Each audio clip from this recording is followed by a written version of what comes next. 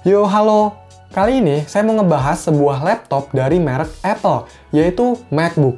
Jadi, MacBook ini saya beli dari Tokopedia dengan harga Rp999.999 atau 1 juta lah ya, dengan kondisi bekas. Dari keterangan penjualnya sih ini masih normal, tapi ntar kita cek aja ya. Oke, nggak usah dilama-lamain, langsung aja di unboxing.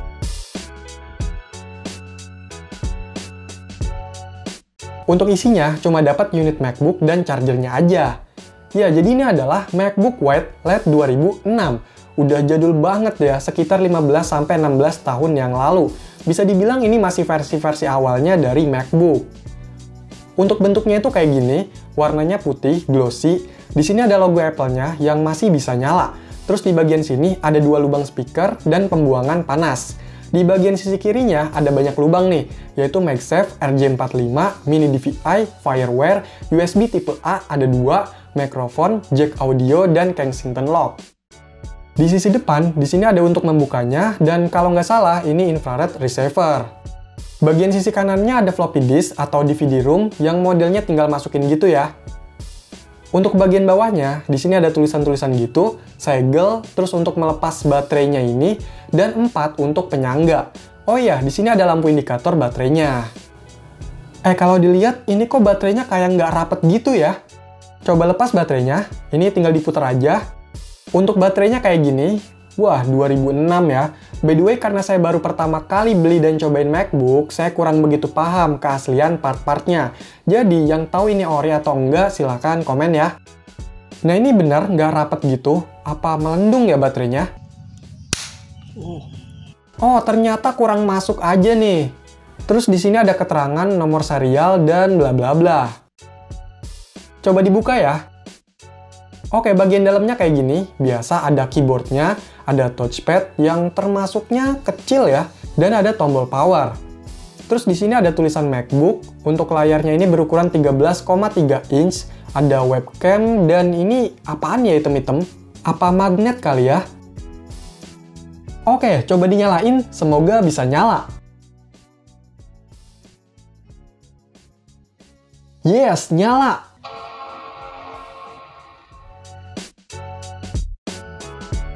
Dan inilah tampilan dari MacBook White LED 2006.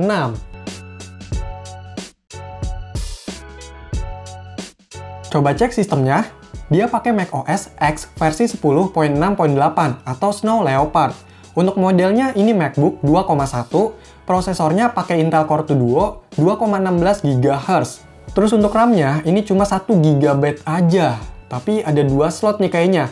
Jadi 512 MB ditambah 512 MB.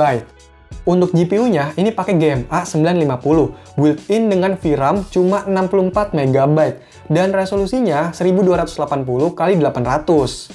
Untuk harddisknya ini kapasitasnya itu 250 GB dan sisanya sekitar 200 GB. Untuk baterainya full charge di 3720 mAh dan cycle count-nya 211. masih termasuk rendah ya kalau dihitung masa pakai. Untuk kondisinya cek baterai nih, tapi untuk pemakaiannya bisa sekitar 1-2 jam. By the way, maaf ya kalau agak norak atau bahas hal-hal yang basic di MacBook ini. Soalnya saya baru kali ini pakai MacBook dan ngerasain macOS, jadi maklumin aja. Dan misalnya ada koreksi atau info tambahan, boleh komentar ya.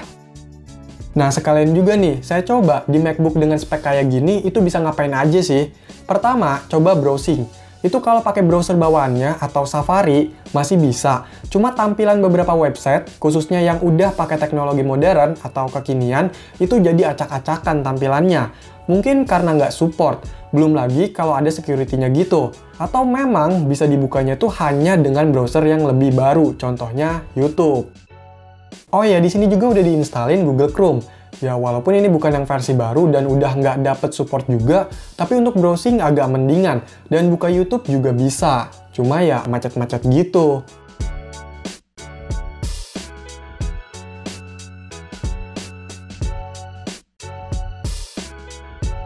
Terus untuk buka aplikasi juga perlu waktu yang lumayan ya, nggak yang wus-wus gitu. Untuk aplikasi di sini udah diinstalin banyak, kayak misalnya Microsoft Office, ini yang 2011, masih bisa dipakai buat ngetik-ngetik, dan buat saya yang biasa pakai Windows, ini harus adaptasi lagi, karena ada beberapa shortcut atau tombol yang berbeda. Misalnya, buat save, itu kan biasanya Ctrl plus S, tapi di MacBook ini nggak bisa. Kita harus pakainya tombol Command yang gambar Apple ini, untuk menggantikan tombol Ctrl. Jadinya Command plus S, dan begitu pula untuk shortcut lainnya. Untuk keyboardnya ini sih cukup enak ya buat ngetik. Terus untuk aplikasi lainnya, kayak buat desain, misalnya Adobe Illustrator, ini yang CS3, dan masih bisa dipakai. Lumayan. Cuma yang jadi catatan, untuk teknologi layarnya ini nggak sebagus seperti MacBook lain yang tahunnya lebih muda. Jadi jangan berharap layarnya ini bakal tajam atau warnanya akurat. Untuk game juga bisa, tapi ya ini game-game jadul aja.